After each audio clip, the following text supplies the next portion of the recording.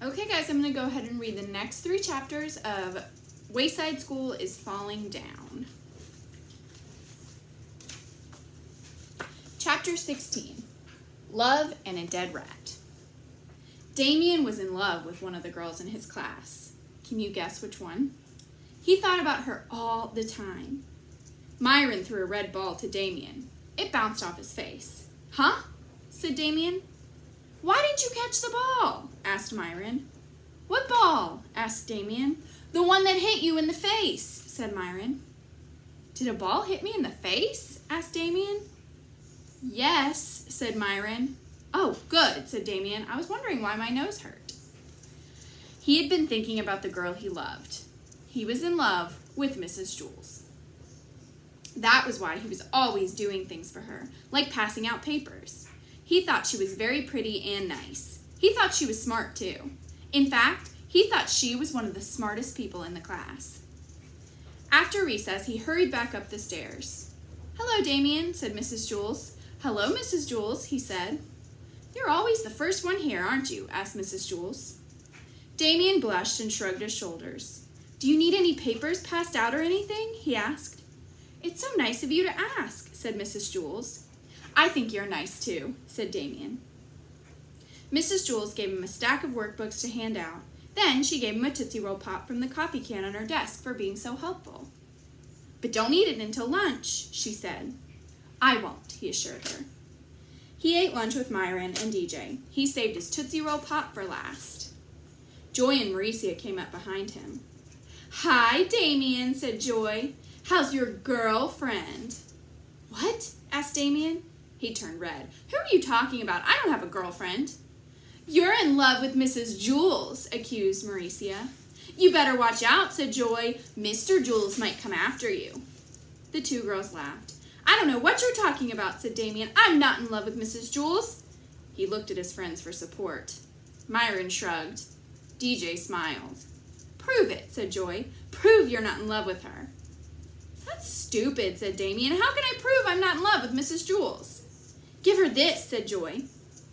She handed Damien a paper bag. Your lunch? Asked Damien. Look inside, said Mauricia. Inside the paper bag was a dead rat. Damien knew Mrs. Jules hated dead rats more than anything in the world. Put it in her desk, said Joy. If you don't, it means you love her, said Mauricia. I'm not in love with her, said Damien. Prove it, said Joy. Okay, I will, said Damien. The girls left. You don't have to put the dead rat in her desk, said DJ. We don't care, said Myron. You think I'm in love with her too, don't you? Asked Damien. Myron shrugged. DJ smiled. Some friends you are, said Damien. I'll show you. After lunch, he was the first one back in the class. He carried Joy's paper sack. Hello, Damien, said Mrs. Jules. Did you have a nice lunch? It was all right, he muttered. Oh, would you mind getting the construction paper from the closet and putting it on my desk? Asked Mrs. Jules. Thank you. Damien went to the closet and got the construction paper. He put it on her desk. Then, when she wasn't looking, he opened her desk drawer and dumped the dead rat into it. He shut the drawer. Thank you, Damien, said Mrs. Jules. You're always so helpful. It's such a pleasure to have you in my class. Damien felt awful. Mrs. Jules read a story to the class. Damien couldn't pay attention. He kept wondering when she'd open her drawer. After the story, they had art. Everyone was supposed to make snowflakes. Damien folded his piece of construction paper in half. Mrs. Jules screamed. What's wrong, Mrs. Jules? Asked Joy. Somebody put a dead rat in my desk, said Mrs. Jules. I did, declared Damien. Damien? Mrs. Jules said with great surprise. Why? Because I hate you, said Damien. You're always making me do things for you. Oh, I see, said Mrs. Jules. Should I write my name on the board under discipline? He asked. No, that won't be necessary, said Mrs. Jules. That made him feel even worse. Why did I have to prove myself to Joy? He wondered. I don't like Joy. I like Mrs. Jules. He felt rotten. When the bell rang, Damien waited for all the other kids to leave. Then he walked to Mrs. Jules' desk. She was grading papers. Yes, Damien? Do you want me to erase the board for you? He asked. That's all right, said Mrs. Jules. I'll do it myself. Damien sadly walked out of the room and down the stairs. Then, when he reached the bottom, he turned and ran all the way back up to Mrs. Jules' room. She was putting on her coat. I love you, Mrs. Jules, Damien declared. I'm sorry I put the dead rat in your desk. I did it because I didn't want everyone to know I loved you. I'm sorry. I love you too, Damien, said Mrs. Jules. You do? But what about Mr. Jules? Just because I love Mr. Jules, it doesn't mean I can't also love you. Love is different from most things. She picked up a piece of chalk. If I gave my piece of chalk to someone, then I wouldn't have it anymore. But when I give my love to someone, I end up with more love than I started with. The more love you give away, the more you have left. Damien smiled. I love you, Mrs. Jules, he said. He felt his heart fill up with more love. I love you, Damien, said Mrs. Jules. This is getting disgusting, said the dead rat, climbed out of Mrs. Jules' desk, and walked out of the room. Chapter 17. What? It was purple. So Jenny read the story backward. When she finished, she threw up. Okay, said Jenny. So read the story backward, suggested Mrs. Jules. That way the beginning will be a surprise. But I already know how the story ends, Jenny complained. I only like stories with surprise endings. Good point, said Mrs. Jules. Here, you can read the story yourself. It's very funny. She gave the book to Jenny. All I heard was the last sentence, said Jenny. It isn't funny unless you know what happened first.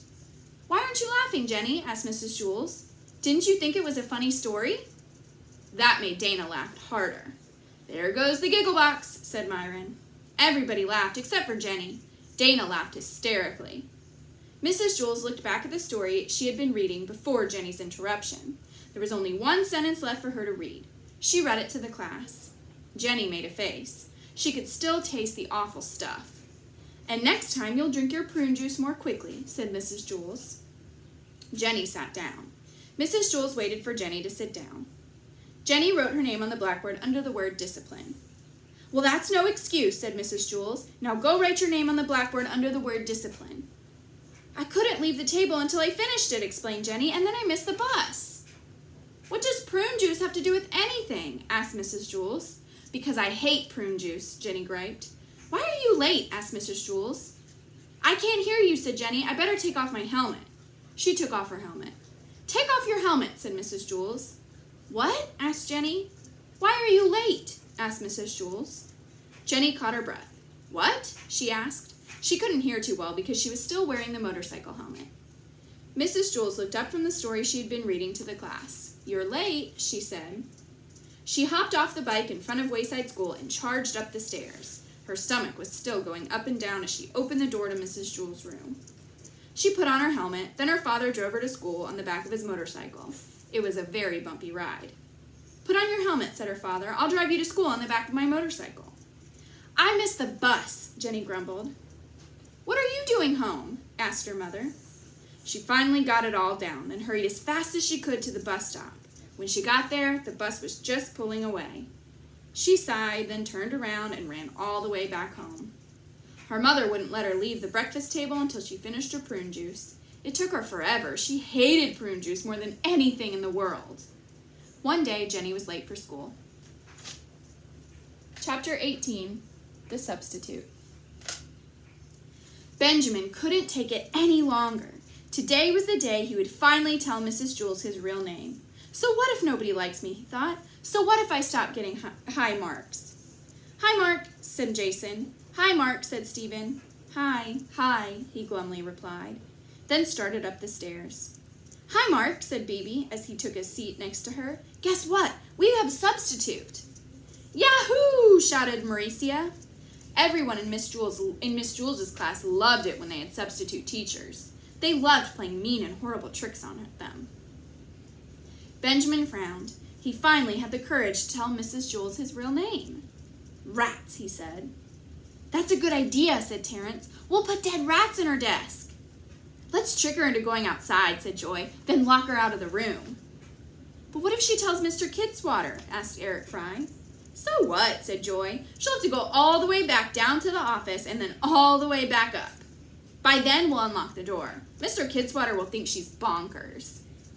Benjamin looked at the substitute teacher sitting at Mrs. Jewell's desk. She looked like a nice lady. She wore tiny spectacles and had long gray hair tied in a ponytail. He felt sorry for her. And he felt sorry for himself. I was going to tell Mrs. Jewell my name, he thought. I really was. The substitute stood up and walked to the center of the room. Good morning, she said. My name is Mrs. Franklin. Nobody said good morning back to her. Calvin handed Benjamin a note. At 10 o'clock, drop your book on the floor. Pass it on. Benjamin read it, then passed it on to Todd. Okay, who can tell me what page we're on? Asked Mrs. Franklin. Page 17, called Myron. 112, said Mauricia. 98, said Eric Ovens. 3,000, said Joe. Mrs. Franklin smiled. I guess we'll have to study all those pages, she said. Benjamin raised his hand. Yes, the handsome young man in the red shirt, said the substitute. He told her the correct page. We're on page 102, he said. Thank you, said the substitute. And what's your name, please? Benjamin thought a moment. He looked around the room, then boldly told the truth. My name is Benjamin, he stated proudly. Several kids snickered. Thank you, Benjamin, said the substitute. There were more snickers. You're welcome, said Benjamin. He felt good, even if the other kids were laughing at him. Mrs. Franklin asked a question from page 102. Jason answered it correctly. Very good, said the substitute. And what is your name, please? Jason looked around. Benjamin, he asserted. Half the class giggled. Thank you, Benjamin, said Mrs. Franklin. The other half giggled. Dana answered the next question. And what's your name? Mrs. Franklin asked Dana. Benjamin, Dana blurted, then fell giggling onto the floor. Thank you, Benjamin, said the substitute. Everyone was hysterical. My, it is certainly a pleasure to teach such happy students, said the substitute. Who knows the answer to number 4? They all raised their hands. They all wanted to tell the substitute their names were Benjamin. They were having so much fun they forgot to drop their books at 10 o'clock. At recess, everyone congratulated Benjamin on his great trick. You're a genius, Mark, said Todd. Benjamin is such a funny name, said Jason. How'd you ever think of it? But my name really is Benjamin, said Benjamin. So is mine, said Stephen. Mine too, said Leslie. They all laughed. Do you think she really believes we're all named Benjamin? Asked Eric Evans. Probably, said Joy. She's so stupid. If she thought we were lying, she would have gotten mad, said Eric Bacon. The bell rang and they all hurried back to class. After recess was social studies. Who would like to read? Asked Mrs. Franklin. Every hand went up. Okay, Benjamin, said Mrs. Franklin as she pointed at Dana. Everyone laughed. Dana giggled a few seconds, then got control of herself and read from the book. Thank you, Benjamin, said the substitute when Dana finished reading. Okay, Benjamin, you may read next, she said, pointing at Terrence. Everyone laughed. It was the first time all year Terrence had volunteered to read. All day, everyone paid very close attention. They all wanted the teacher to call on them. Because as funny as it was when Mrs. Franklin called somebody else Benjamin, it was even funnier when she called you Benjamin. So everyone worked hard and listened closely. As a result, they learned more from the substitute in a day than they usually learned from Mrs. Jewell in a month. When the final bell rang, everyone crowded around her desk. Are you coming back tomorrow, Mrs. Franklin? Asked Eric Bacon. Please, Mrs. Franklin, say you will, pleaded Kathy. You're the best substitute teacher we've ever had, said Jason. The substitute smiled. School is over, she said. You don't have to call me Mrs. Franklin anymore. That sounds so formal. Since we're friends now, you may call me by my first name. What's your first name? Asked Mauricia. The substitute gathered up her things and put them in a straw bag. Benjamin, she said, then walked out of the room. Everyone stared silently after her. Do you think that's really her name? Asked Joy.